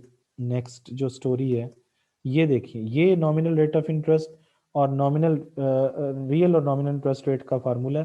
यहाँ पर उन्होंने आपको रियल रेट ऑफ इंटरेस्ट का फार्मूला भी और तरीके से बताया हुआ है कि nominal interest rate are rate that expressed in monetary terms, real interest rate that the rate of return investor got of the investment adjusted to the rate of inflation. ये मैंने अभी बताया कि रियल इंटरेस्ट रेट जो होते हैं वो inflation adjusted होते हैं, और यहाँ पर ये इन्होंने रियल रेट ऑफ इंटरेस्ट का जो फार्मूला बताया, मैंने जो बताया आपने वही करना है कि nominal rate of interest is equal to real rate of interest plus expected inflation rate. ये आपने यूज कर लेना है, ये जरूरत नहीं है आपको यूज करने की, ठीक है, इसको रहने दें। यहाँ पर इसने यही यूज किया हुआ ये वाला, ठीक है ना जी। उसके बाद नेक्स्ट है जी इंटरेस्ट रेट एंड लोन्स। ये समझते हैं जी इंटरेस्ट रेट और लोन्स में क्या चीज़ है। देखिए, जब भी हम इंटरेस्ट रेट और लोन की बात करते हैं तो हम दो चीज़ों की बात करते हैं। कर्जा की बात और सूद की बात हो रही है यहाँ पे। तो यहाँ पे दो चीज़ें बड़े इंपॉर्टेंट हैं, एक कि नेचर ऑफ द बोरोइंग और number two status of the borrower. यानी कर्जे लेने वाले का स्टेटस उसका क्या है ये चीज़, और नंबर टू किस किस्म की वो कर्जा लेना चाहता है, किस किस्म के पर्पस के लिए, कर्जा किस मकसद के लिए वो लेना चाहता है। ये दो बड़े इंपॉर्टेंट फैक्टर होते हैं जब आप इंटरेस्ट रेट को डिटरमिन कर रहे होते हैं। सूद का ज़्यादा या कम होने की बात इन दो फैक्टर्स के साथ रिलेटेड है। इसमें जो सबसे पहली चीज है वो है नेचर ऑफ द बोरोइंग। ये जो पहला पैराग्राफ है, यहाँ तक जो फर्स्ट पैराग्राफ है ये वाला, ये नेचर के बारे में बता रहा है आपको, नेचर ऑफ द बोरोइंग। और ये जो दूसरा पैराग्राफ है ये वाला, ये आपको स्टेटस ऑफ द बोरोवर बता रहा है। ये क्या बता रहा है आपको? Status of the borrower. ये नेचर, सॉरी दोबारा से, ये वाला नेचर ऑफ द बोरोइंग का पैराग्राफ है, इसमें उसने नेचर के बारे में बताया। और ये वाला जो पैराग्राफ है दूसरे वाला, ये आपका किसका है? ये स्टेटस ऑफ द बोरोवर को बता रहा। अब जरा समझिए, इसमें ये दो तीन बातें करता है कि सबसे पहले हमने देखना है कि बोरोइंग की नेचर क्या है। ये एक शख्स कर्ज लेने के लिए आया तो क्यों लेने आया है, वो पैसा जो लेके वो क्या करेगा उसका। तो इसमें सबसे पहले ये देखना है कि कहीं पर जो उसका, जाहिर सी बात, जब जब बैंक कर्ज देता है तो पूछता है कि what is the purpose of borrowing, why you want to borrow, आपने कर्जा क्या करना है। तो वो अगर उसका बोरोइंग प्रपोजल जो है वो बड़ा स्पेकुलेटिव किस्म का है कि उसमें कुछ भी हो सकता है, रिस्क है उसके अंदर इन्वॉल्व, तो रिस्क देखना पड़ेगा, रिस्की है और उसके अंदर स्पेकुलेटिव किस्म की नेचर है। स्पेकुलेटिव कहते हैं कि उसमें सट्टाबाजी किस्म की चीज है। तो फिर बैंक उसके ऊपर इंटरेस्ट रेट ज्यादा लेने की कोशिश करेगा, क्योंकि बैंक को पता है कि अगर ये उड़ गया तो मुझे कम से कम इंटरेस्ट रेट तो ज़्यादा मिल रहा हो ताकि मैं अपनी प्रिंसिपल अमाउंट तो कवर करने की कोशिश करूं। तो इसलिए बैंक कोशिश करता है कि जो रिस्की बॉर्वर हों उनसे सूद ज़्यादा लिया जाए, यानी जिनकी borrowing, nature of the borrowing risky हो या स्पेकुलेटिव किस्म की हो, तो उसके ऊपर इंटरेस्ट रेट वो ज़्यादा लेने की कोशिश करते हैं। फिर दूसरी चीज़ ये है कि वो ये देखते हैं कि जो उन्होंने रिकवर करना है वो कितनी देर में पैसा वापस लेना है। बैंक ये देखता है कि वो अपना पैसा कितनी देर में रिकवर कर लेगा, और अगर वो ये समझते हैं कि उनको ज्यादा टर्म पीरियड के बाद जाके पैसा मिलेगा तो तब भी वो इंटरेस्ट रेट ज्यादा चार्ज करते हैं। समझ गए ना? इसका मतलब ये है कि उनको अपना पैसा बड़ी देर बाद जाके मिलेगा, तो तब भी वो लार्जर यानी लॉन्गर टाइम पीरियड के लिए, जितना ज्यादा लॉन्गर टाइम पीरियड होता है उतना ज्यादा रिस्क बढ़ जाता है, तो उतना रिस्क को रिकवर करने के लिए वो उनसे इंटरेस्ट रेट ज्यादा चार्ज करते हैं। ये बात समझ आ गई? कम टाइम पीरियड के लिए कर्जा हो तो इंटरेस्ट रेट कम पे भी दिया जा सकता है, लेकिन आपको पता है कि 10 साल के लिए कर्जा दे रहा है, तो आपको पता है 10 साल में कौन जीता है कौन मरता है। तो इंटरेस्ट रेट जितना लिया जा सकता है उतना ही लेके अपना रिस्क को कम से कम करने की जो फाइनेंशियल इंस्टीट्यूशन होता है वो कवर करता है, अपने अपने डेट्स को या अपने लोन को रिकवर करने की कोशिश करता है, ताकि क्योंकि उतने 10 सालों के अंदर उनकी लोन की वैल्यू भी, या जो उनकी मनी की वैल्यू है वो भी कम होना शुरू हो जाएगी, उसकी पैसे की वैल्यू भी कम होना शुरू हो जाएगी। तो इंटरेस्ट रेट को ज्यादा उनको लेना पड़ता है वहां पे, ताकि उसको उसकी वैल्यू को भी रिकवर किया जा सके। इसलिए वो कोशिश करते हैं कि वो रियल इंटरेस्ट रेट को सामने रखें। रियल इंटरेस्ट रेट अभी समझाया कि जो कि इन्फ्लेशन से एडजस्ट होके आता है, इन्फ्लेशन रेट उसमें से माइनस करके देखते हैं कि हमें कितना बच रहा है उसके अंदर। तो इसलिए बजाय इसके कि हम नॉमिनल रेट ऑफ इंटरेस्ट जब डिटरमिन करें तो उसमें रियल रेट ऑफ इंटरेस्ट भी लें और एक्सपेक्टेड इन्फ्लेशन रेट भी कंसिडर करके फिर हम इंटरेस्ट रेट जो लेते हैं वो बेहतर होता है, जिसमें उनको कम से कम जो है वो देखना पड़ता है या कम से कम रिस्क का सामना करना पड़ता है। दूसरी जो चीज़ है वो स्टेटस ऑफ द बोरवर है। ये जो पहली जो चीज़ थी ये नेचर ऑफ द बोरविंग थी, यानी किस किस्म की बोरविंग है, जो मैंने अभी आपको समझाई कि वो रिस्की हो सकती है, स्पेकुलेटिव हो सकती है या लेंथी हो सकती है। तीन बातें, रिस्की, स्पेकुलेटिव और लेंथी। तो ये अगर तीन इस तरह की हैं तो उसमें उन्होंने क्या करना है, उसके ऊपर इंटरेस्ट रेट जो है वो ज्यादा चार्ज करना है। फिर दूसरा status of the बोरवर। Status of the बोरवर में भी हमने ये देखना है कि वो जो जिसको हम कर्जा दे रहे हैं या बैंक जिसको कर्जा दे रहा है उसकी क्रेडिट रेटिंग कैसी है, यानी वो कर्जा लेके वापस कर देता है कि नहीं कर देता। और अगर उसकी क्रेडिट रेटिंग अच्छी है, वो वापस करता है कर्जा और उसकी फाइनेंशियल गियरिंग भी बहुत अच्छी है, तो फिर उससे जाहिर सी बात है कम सूद लिया जाएगा, उससे रिलेटिवली लो इंटरेस्ट रेट लिया जाएगा। लेकिन एक शख्स की पुअर क्रेडिट रेटिंग है, उसकी फाइनेंशियल गियरिंग भी अच्छी नहीं है, तो फिर उनसे ज्यादा इंटरेस्ट रेट जो है वो चार्ज किया जाता है। और फिर ये भी देखा जाता है कि जो बोरवर है वो आप जब बैंक से कर्जा लेने के लिए जाएगा तो उसके लिए जाहिर सी बात है कुछ जमानत देगा, और जो चीज वो जमानत में देगा उसे कोलेटरल कहते हैं। कोलेटरल किसे कहते हैं? जैसे मकान के कागजात रखवा देगा, दुकान के कागजात रखवा देगा, गोल्ड रखवा देगा बैंक के पास as a collateral. Collateral mean जमानत के तौर पर। तो फिर उसके बदले में कर्जा मिलेगा। पता चले कि जो कोलेटरल रखवाया है वो 5 लाख का है और कर्जा ले गया वो 10 लाख का, तो फिर तो बैंक को लेने के देने पड़ गए ना।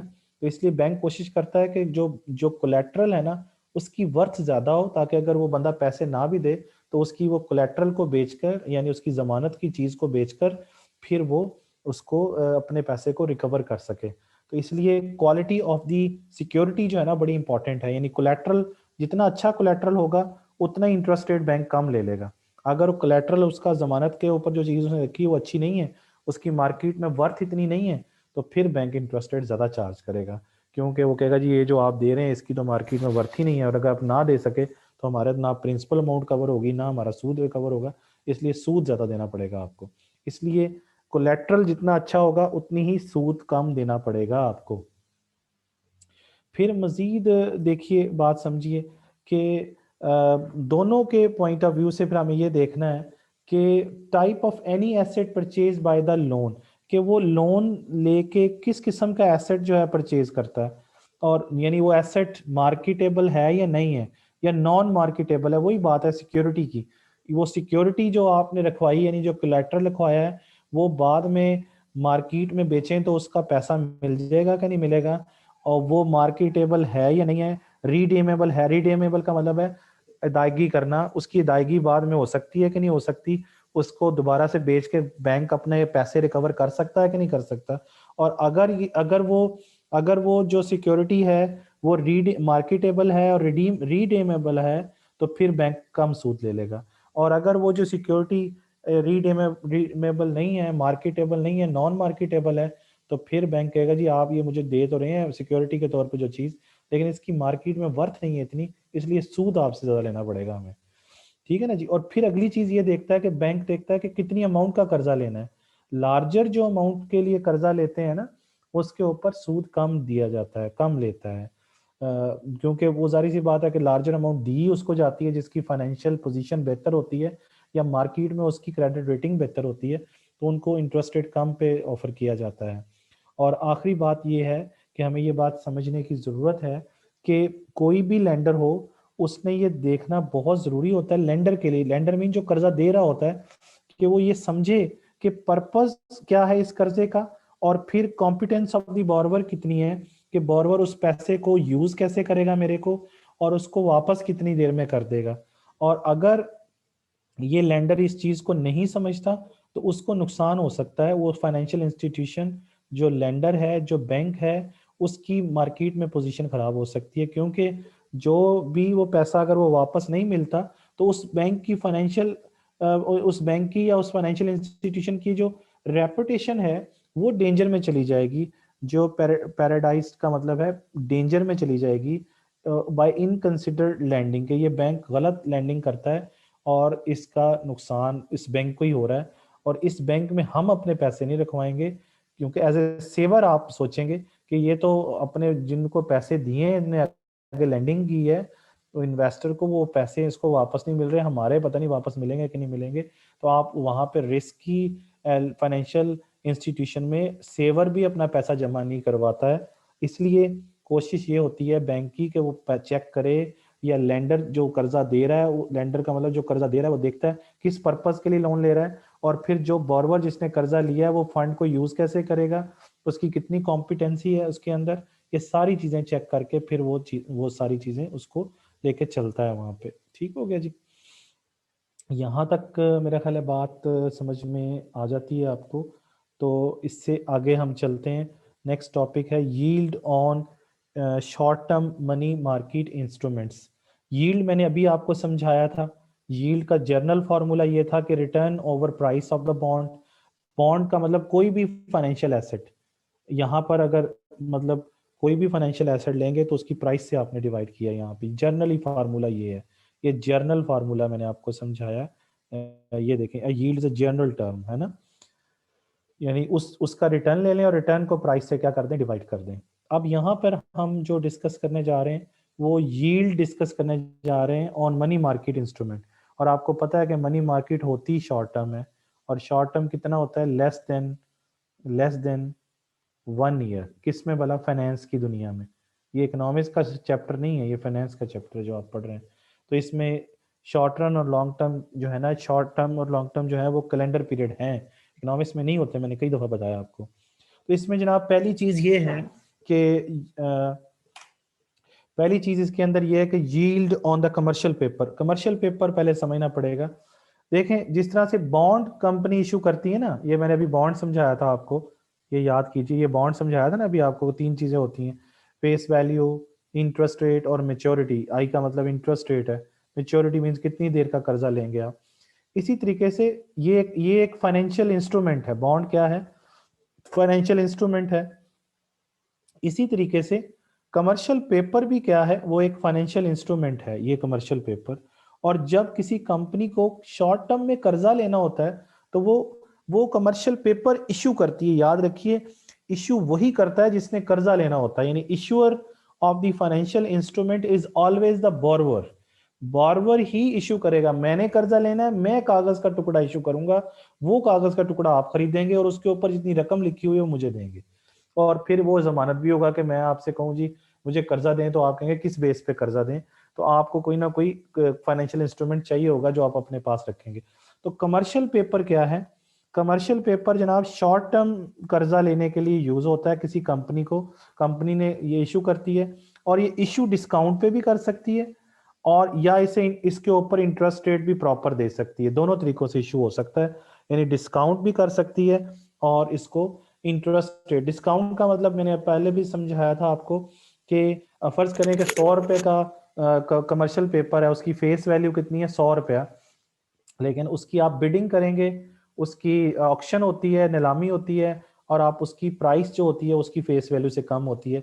मतलब 100 रुपया उसकी फेस वैल्यू है कमर्शियल पेपर की, 100 रुपया, $100 फॉर एग्जांपल, तो उसकी प्राइस फॉर एग्जांपल डिस्काउंट करने के बाद 900 की आप खरीद लेते हैं, तो आपको खरीदते ही पता चल जाता है कि 100 रुपए का अपना 100 रुपए का क्या हो गया बेनिफिट, यानी 1000 रुपए का है तो आपने 900 रुपए का खरीद लिया, तो आपको 100 रुपए का इसमें क्या हो गया बेनिफिट हो गया, समझ गए। या फिर आप कंपनी कहती है कि नहीं हम आपको प्रॉपर एक इंटरेस्ट रेट ऑफर करते हैं, जिस तरह बॉन्ड पे ऑफर होता है, ये जैसे इसके ऊपर लिखा हुआ था, बॉन्ड के ऊपर इंटरेस्ट रेट आपको प्रॉपरली ऑफर कर दी, ये डिस्काउंट पे नहीं है, ये प्रॉपर इंटरेस्ट रेट मिलेगा आपको हर साल 10%, 10%, 10%। लेकिन ऐसा अगर ना करना हो तो डिस्काउंट पे इशू होता है, और आप खरीदते ही आपको पता चलता है कि आपको कितने का बेनिफिट हो गया, यानी 1000 रुपए का है लेकिन आपने खरीदा 900 का, तो डिस्काउंटेड प्राइस क्या होगी 900, और आपको 100 रुपए का बेनिफिट हो गया। अब ये 100 रुपए को आप 100 रुपए सूद कह लीजिए या बेनिफिट कह लीजिए, प्रॉफिट कह लीजिए, आपकी मर्जी। लेकिन यहाँ पे बात समझने वाली ये है कि कमर्शियल पेपर के ऊपर यील्ड कैसे कैलकुलेट करते हैं। लेकिन आपको ये बताया कि कमर्शियल पेपर दो तरह से इशू होते हैं, एक डिस्काउंट पे इशू होते हैं, एक फेस वैल्यू पे इशू, यानी डिस्काउंटेड फ्रॉम फेस वैल्यू, यानी पहला तरीका ये है, और दूसरा क्या है, ये है कि इंटरेस्ट भी मिलता है उसके ऊपर, दोनों में से। लेकिन इंटरेस्टिंग बात ये है, वो कहता है कोई मर्जी मेथड अडॉप्ट कर लिया जाए, उसके ऊपर जो रिटर्न मिलता है ना वो सेम मिलता है, चाहे आप discount from the face value कर लें या इंटरेस्ट बेरिंग फॉर्म में ले लें, उनके ऊपर जो रेट ऑफ रिटर्न है ना वो सेम मिलता है, चाहे कमर्शियल पेपर डिस्काउंटेड हो या इंटरेस्ट बेरिंग बेसिस पे हो। ये आपको दोनों बताए हुए, नंबर 1 डिस्काउंट बेसिस के ऊपर यील्ड कैसे कैलकुलेट करते हैं, और फिर इंटरेस्ट बेरिंग बेसिस के ऊपर आप कैसे उसको करते हैं, क्या कहते हैं उसको, यील्ड कैसे कैलकुलेट करते हैं। तो उसका फार्मूला ये है, यानी डिस्काउंट बेसिस के ऊपर ये यहाँ पे ये इतनी बात है, यानी commercial yield on commercial paper हम पढ़ रहे हैं, ये इतनी बात है, ठीक है ना जी। तो यहाँ पे देखें कि इसका फार्मूला ये है कि discounted amount divided by maturing face value, ये है इसका फार्मूला, यानी यील्ड फाइंड करने का formula, yield on commercial paper. इसको मैं कहीं और लिख के समझाता हूँ, yield yield on commercial paper, sorry,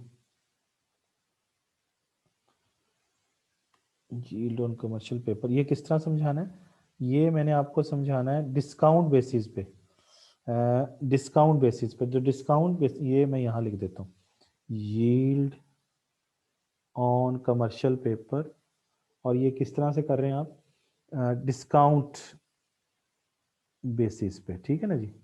ये मैंने अभी आपको डिस्काउंट बेसिस पे समझा रहा हूँ, तो उसका फार्मूला ये है कि डिस्काउंटेड अमाउंट, फार्मूला क्या होगा, discounted amount divided by divided by maturing face value, यानी फेस वैल्यू इनटू 100, ये आपके पास ये फार्मूला आ जाएगा। और अगर आपने यही लिखा हुआ है, ये फेस वैल्यू को डिवाइड करना किससे, डिस्काउंटेड अमाउंट से, एज ए परसेंटेज में 100 से ज़रब दे देनी। और अगर आपने डिस्काउंट बेस, मैंने अभी समझाया कि इन्वेस्टर पे करता है less than the face value और principal amount of the commercial paper, यानी ये पी जो है that is always less than face value, ये वाली बात कर रहा है डिस्काउंटेड के अंदर। हाँ, इंटरेस्ट बेरिंग के अंदर फार्मूला क्या है, इंटरेस्ट बेरिंग के अंदर ये है कि फिर डिस्काउंटेड अमाउंट, ये थी yield on commercial paper on discounted base, और ये जो मैं अब बता रहा हूं ये है on interest bearing, yield on commercial paper at किस पे वाला, interest rate basis, at interest rate basis, ये वाला दूसरी चीज बता रहा हूँ, ये इंटरेस्ट बेरिंग बेसिस पे। उसका तरीका ये है कि इसमें भी आपने क्या करना है, इसमें भी आपने डिस्काउंटेड अमाउंट लिखनी है, discounted amount, discounted amount divided by initial proceed, जितने का आपने उसको खरीदा था, इनिशियल अमाउंट इनटू 100। इसका मतलब ये है कि अगर हम yield on commercial paper, yield on commercial paper on interest rate basis पे करें तो नीचे इनिशियल अमाउंट आ जाती है, ऊपर वही डिस्काउंटेड अमाउंट आती है। लेकिन अगर डिस्काउंटेड बेसिस पे करें तो डिस्काउंटेड अमाउंट तो ऊपर आ जाएगी लेकिन नीचे फेस वैल्यू आती है। तो इधर इंटरेस्ट रेट में सिर्फ ये फर्क है कि फेस वैल्यू की जगह इनिशियल अमाउंट आ जाती है जितने का आपने खरीदा होता है, ये फर्क है सिर्फ। फार्मूला समझ आ गया कि नहीं, ये देखें, यही लिखा हुआ है कि this is the discounted rate as a percentage of initial proceed rather than maturing amount, यानी मैच्योरिंग अमाउंट के बजाय इनिशियल प्रोसीड से डिवाइड कर देना है, तो आपके पास वही चीज आ जाएगी, यील्ड आ जाएगी। ये क्लियर होगी जी आपको बात। ये दोनों फार्मूले मैंने आपको लिख दिए हैं। यील्ड ऑन कमर्शियल पेपर दो तरह से कैलकुलेट होगी, ऑन डिस्काउंटेड बेसिस कैसे होगी वो भी फार्मूला बता दिया, और इंटरेस्ट रेट बेसिस पे कैसे होगी वो फार्मूला भी मैंने आपको बता दिया है आपके सामने। दोनों में जो न्यूमरेटर है वह सेम है और कोई उसमें फर्क नहीं है। ये डिस्काउंट इधर जो इंटरेस्ट रेट बेसिस पे अगर डिस्काउंटेड अमाउंट नहीं लिखना तो एक फार्मूला ये भी हो सकता है कि आप यहाँ पे लिख दें interest amount, interest amount divided by initial proceeds, तो ये भी फार्मूला आ सकता है, ये लिख लें या ये लिख लें, एक ही बात है इसका इंटरेस्ट रेट बेसिस के ऊपर। तो ये दोनों क्लियर। उसके बाद आ जाए जी yield on, yield on treasury bills. तो यील्ड ऑन ट्रेजरी बिल्स जो है वो समझते हैं।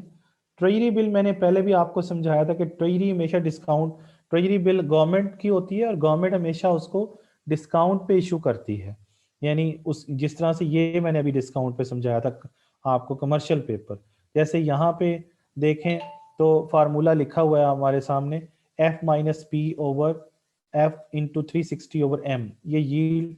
तो इसका मतलब ये है कि अगर एक गवर्नमेंट का जो ट्रेजरी बिल है वो फर्ज कर लें उसकी फेस वैल्यू 10,000 रुपये, $10,000 है, तो आप जाहिर सी बात जब उसको डिस्काउंट पे इशू होगा तो कम इसकी डिस्काउंट पे उसकी ऑक्शन होगी, और फर्ज करें आप ये ऑक्शन जीत जाते हैं ये वाली, तो ये देखें ये पी जो है ये फेस वैल्यू से क्या है, ये कम है आपके सामने।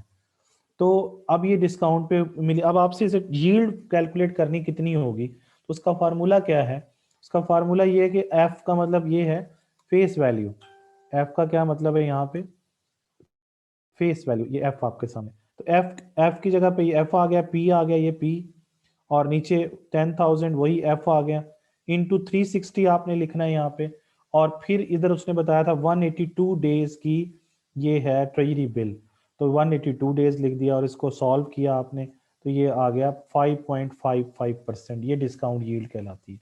डिस्काउंट यील्ड समझ आ गया आपको।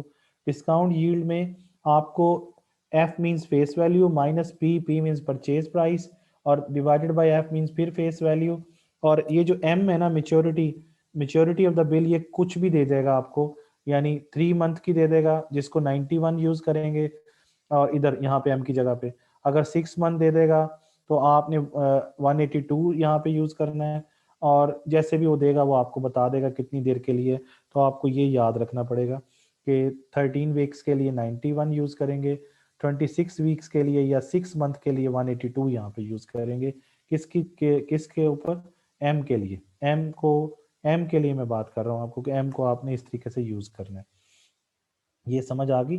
तो ये है डिस्काउंट यील्ड। डिस्काउंट यील्ड मेरा ख्याल अब आपको क्लियर हो गया होगा कि एक्चुअली आप गवर्नमेंट ने आपको 10,000 डॉलर कर्जा लेना है, आपको 10,000 ही देगी गवर्नमेंट, यानी आज आपने $9,719 की खरीदी है, तो लेकिन जब आप वापस करेंगे तो आपको 10,000 ही मिलेगा, समझ गए। और आपको कितना परसेंट बेनिफिट हुआ, यील्ड कितना मिला, वो आपको मिला है 5.5 वो आपको मिला है जनाब 5.55%, ये डिस्काउंट यील्ड है। अच्छा, डिस्काउंट यील्ड के मुकाबले में एक और यील्ड भी होती है जिसको हम कहते हैं इन्वेस्टमेंट यील्ड। ये इन्वेस्टमेंट यील्ड का फार्मूला है, लेकिन इसमें दो फर्क हैं। एक तो ये कि ये F minus P over P है, यहाँ पर पी है और यहाँ पर देखिए तो एफ है, एक ये फर्क है। दूसरा यहाँ 360 है और वहां पे 365 है, ये दो फर्क है। मेरी बात समझ आ गई? इसका मतलब ये है कि ये जो ये इन्वेस्टमेंट यील्ड है और ये कौन सी यील्ड थी, ये डिस्काउंट यील्ड है। ये किसका फार्मूला है, ये डिस्काउंट यील्ड का फार्मूला है। तो डिस्काउंट यील्ड जो है वो उसका जवाब हमेशा कम आएगा। देखें, इधर आपने वही वाला डाटा यूज किया है और उससे जब आपने निकाला है तो इन्वेस्टमेंट यील्ड का जवाब आया है 5.79% और डिस्काउंट यील्ड से जवाब आया था 5.5%। इसका मतलब डिस्काउंट यील्ड का जवाब हमेशा कम आएगा।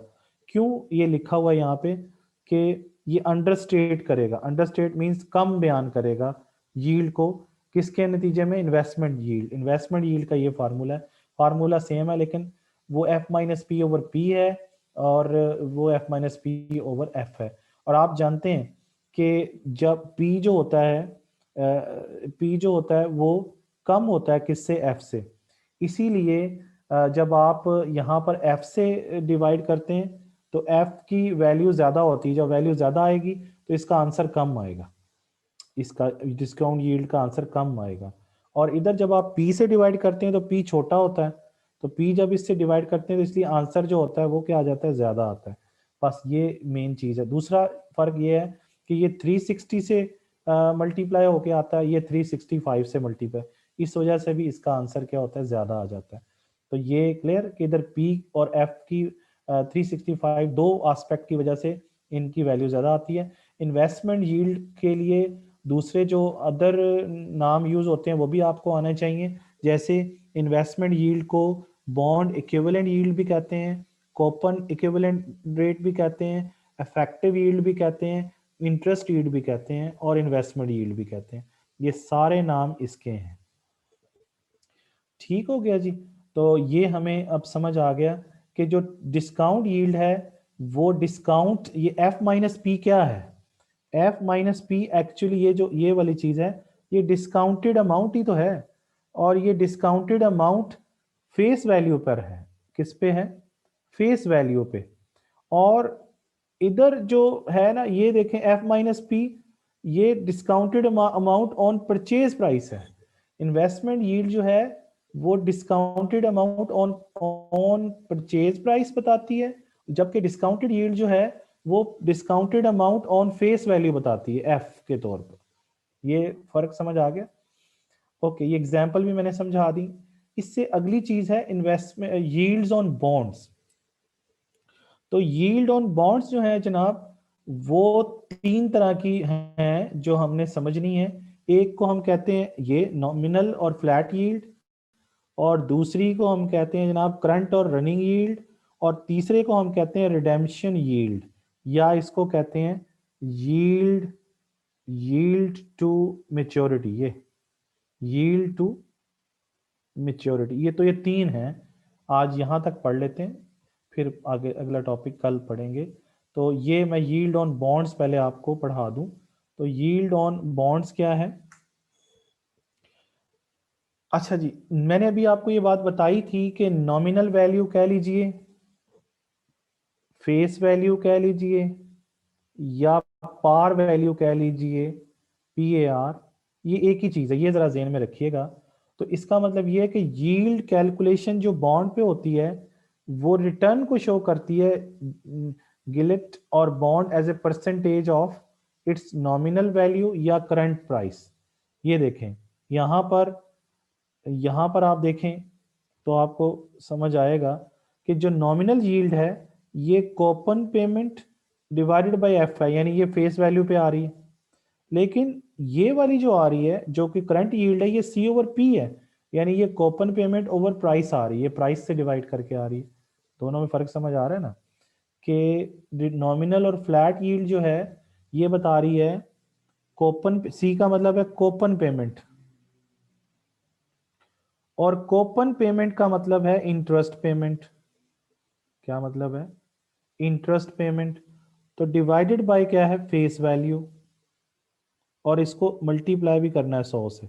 इसने नहीं किया, वो आपने करना है। तो ये फेस वैल्यू, ये interest amount divided by face value, यानी ये मैंने और सिंपल करके बता दिया। 100 से ज़रब देना है, इसको भी 100 से ज़रब देना है आपके सामने। ये क्लियर होगी सारी बातें? तो नॉमिनल यील्ड क्या बताती है? सी का मतलब है कूपन पेमेंट, और divided by face value. Coupon payment का क्या मतलब है? Interest payment. तो इंटरेस्ट पेमेंट को फेस वैल्यू से डिवाइड करके 100 से क्या कर देना है? मल्टीप्लाई कर देना है। तो ये फार्मूला है नॉमिनल यील्ड का या फ्लैट यील्ड का। बताइए, समझ आ गई बात? इसका मतलब नॉमिनल यील्ड जो है वो इंटरेस्ट अमाउंट बताती है ऑन फेस वैल्यू। ये आपके सामने इसकी एग्जांपल भी दी हुई है। इसने nominal value of the bond बताई है। तो nominal value of the bond 100, और उसके ऊपर 4% interest. What is the nominal yield on bond? तो 4/100 इंटू 100 करेंगे तो ये 4% नॉमिनल यील्ड आ जाएगा। अच्छा, जो करंट यील्ड या रनिंग यील्ड है, ये किस पे बता रही है? ये बता रही है, ये बता रही है इसके अंदर एक तो एक चीज ये करना है कि इनटू 100 करना है इसको।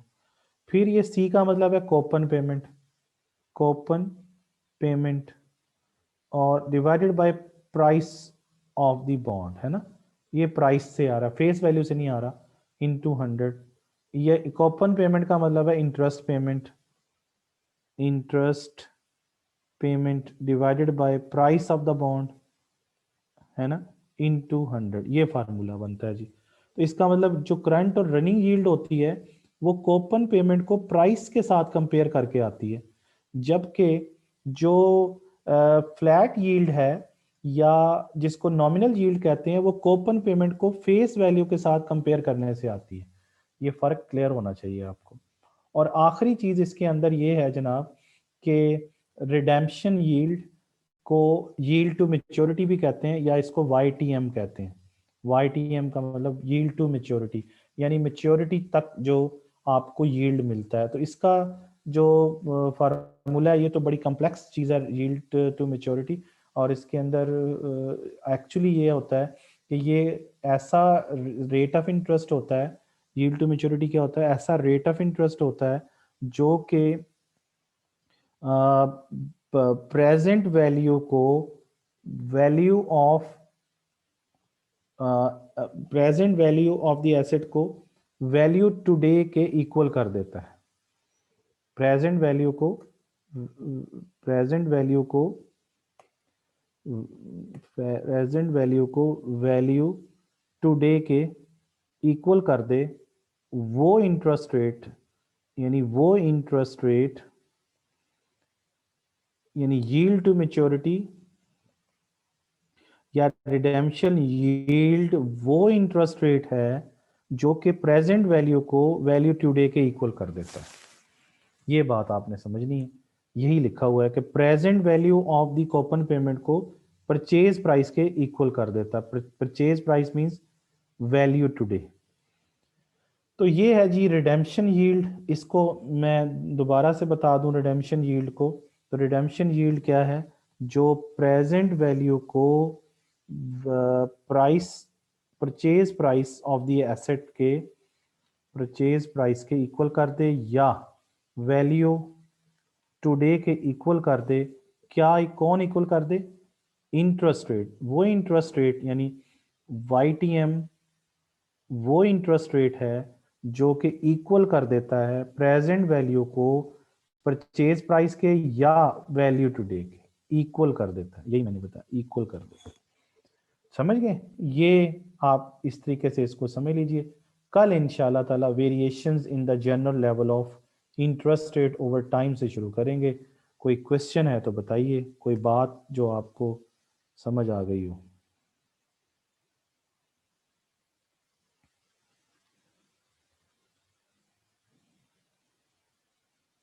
जी, व्हाट इज इन्फ्लेशन रेट?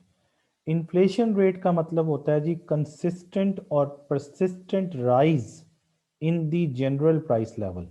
इस पर आगे पूरा चैप्टर आएगा, फिर मजीद डिस्कशन करेंगे इन्फ्लेशन रेट क्या होता है। अभी फ़िलहाल इतना समझ लीजिए, अगर कीमतें मुसलसल और मुतवातर बढ़ना शुरू हो जाएं तो उसे इन्फ्लेशन कहते हैं। ठीक है, thank you very much and